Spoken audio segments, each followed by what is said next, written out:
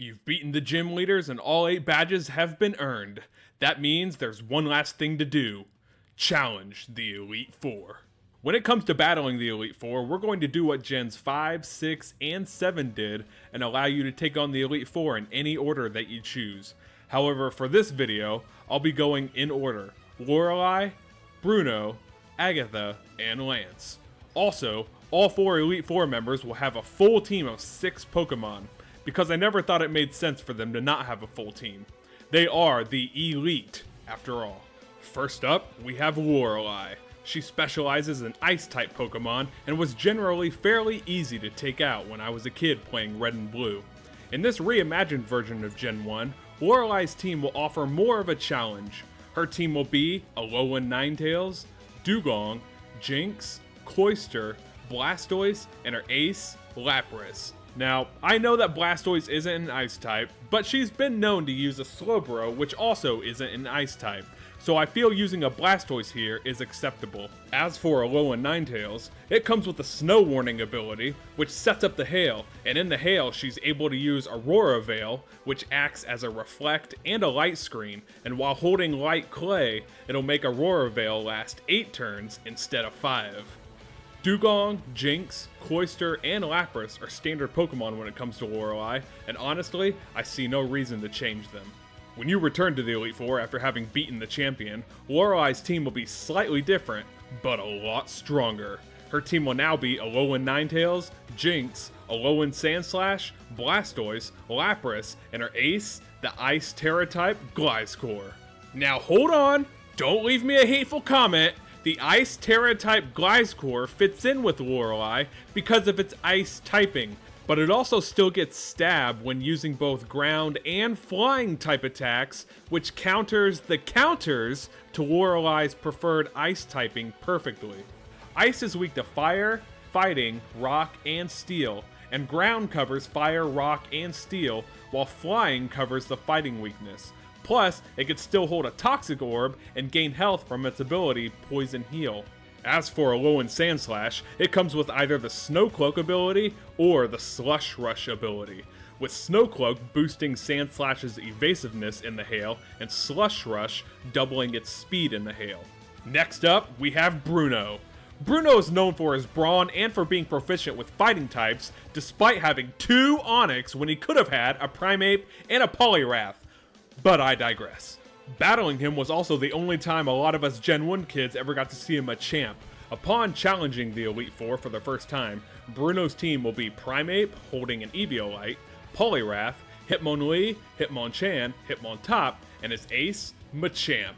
Primeape comes with an attack stat of 105, meaning it'll hit hard, and while Poliwrath's attack stat is only 95, it comes with its own weapons. Hypnosis can be annoying to deal with, and a dynamic punch that is guaranteed to not miss because of the move Mind Reader is sure to be painful, even with a base 95 attack stat. Hitmonlee, Hitmonchan, and Hitmontop all hit really hard, and all 3 are capable of learning the elemental punches. Machamp is just a powerhouse of a Pokemon when it comes to the fighting type and needs no further explanation. When you return to the Elite Four after having beaten the champion, Bruno will have adjusted his team quite a bit. His Primeape will have evolved, and his team will now be Annihilape, Hitmonlee, Hitmonchan, Crabominable, Machamp, and his ace, Lucario. Annihilape, being part Ghost type, allows Bruno to shore up his psychic weakness.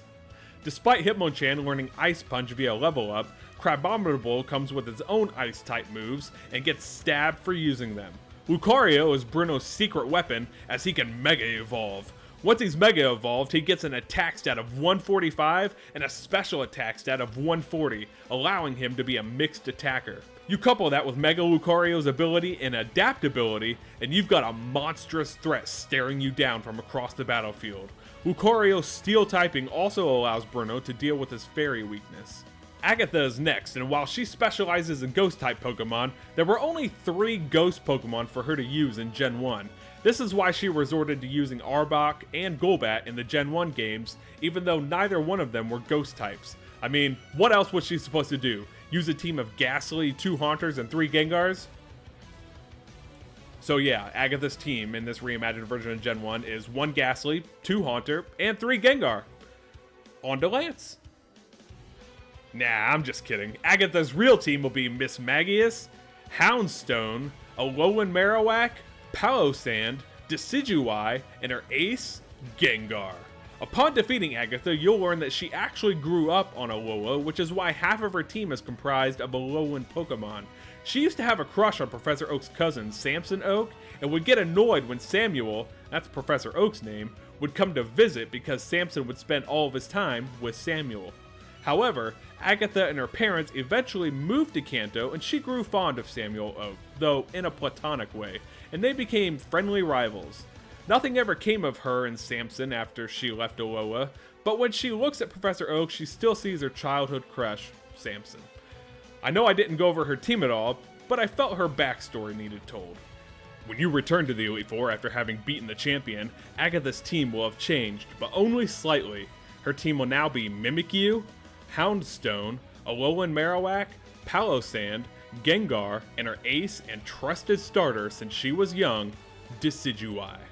With Ghost types only having 2 weakness to Ghost and Dark, Mimikyu's Fairy typing shores up the Dark weakness. Agatha's Decidueye comes equipped with a Z Crystal and is able to unleash its exclusive Z move, Sinister Arrow Raid, which is an incredibly powerful Ghost-type Z move wherein Decidueye shoots a countless amount of arrows at its foe. And yes, I am aware that Houndstone is presented as its shiny form here, but it was the only good gif I could find of the Pokemon. And besides, who says Agatha can't have a shiny Pokemon? Finally, we have the champion of the Elite... Oh, wait! Never mind. Lance just lost.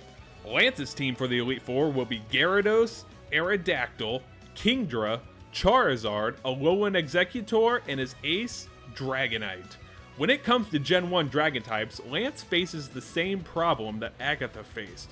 There's only one evolutionary line of their preferred types. This is why Lance uses Gyarados and Aerodactyl, because while they may not be Dragon type, they are Dragon inspired. Charizard, for all intents and purposes, is a Dragon type without the actual Dragon typing. Dragonite is a staple for any Lance team, and it would feel weird to not have one here. Alolan Exeggutor is a Dragon variant of a Kanto Pokemon, and if you want to get real nerdy with it, Kanto Exeggutor, you know, the grass psychic version, is actually the variant, as Exeggutor are native to Alola and were brought to Kanto.